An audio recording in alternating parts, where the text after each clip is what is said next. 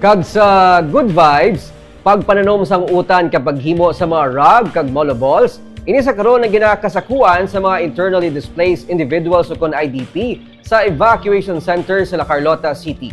May report si Romeo Subaldo.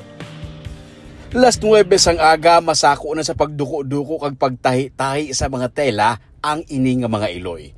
Mga taga-gintubdan sila sa Barangay Araal sa La Carlota City, kag subong, temporaryo nga nagapuyo sa La Carlota Elementary School South 2 matapos maglupok ang bulkan kanlaon sa tong Disyembre 9, 2024.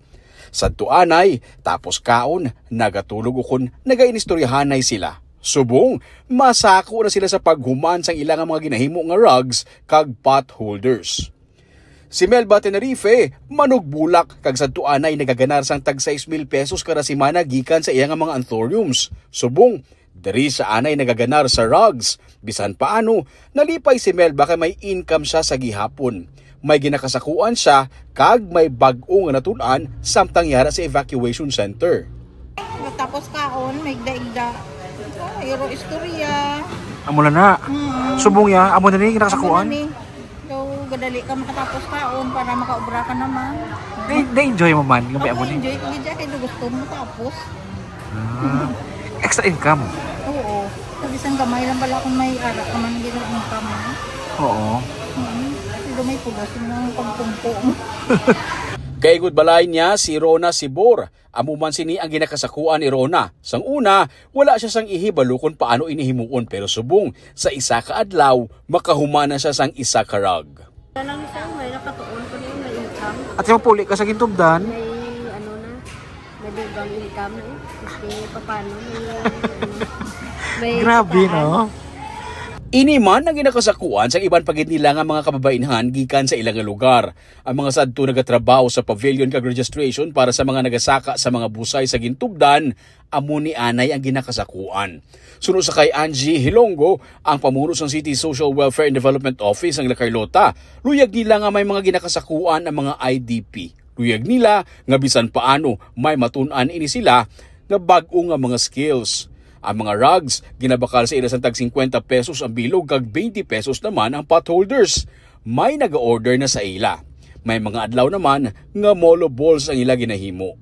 Nag-gain na sila, nag-profit na sila, and then out from their income, inabalik anay ang sa seed capital, ang kapital nila, and then ang ilang ginansya mo na ginatunga na sang Profit sharing sila. Yes, so profit sharing siya ang guwa niya. And then amo naman na ang recycle nila tong na ibalik nila sa ang seed capital. Amo naman na siyang revolving fund nila. Sa main nga evacuation center naman sa syudad, masako ang mag-utod nga Villaras sa pag-atipan sa natpatubo nila nga mga utan. Halin sa petsay, tangkong kag okra ang napatubo nila sa sininga mga plastic containers ng tubig. Sa sininga pamaagi, maidog-idog lang nila ang ilang mga pananom kung kinahanglan. Sunod kay Richard, ang pagpanguma ang nagbuhi sa ila sa Araal, subong inisag ihapon ang magabuhi sa ila.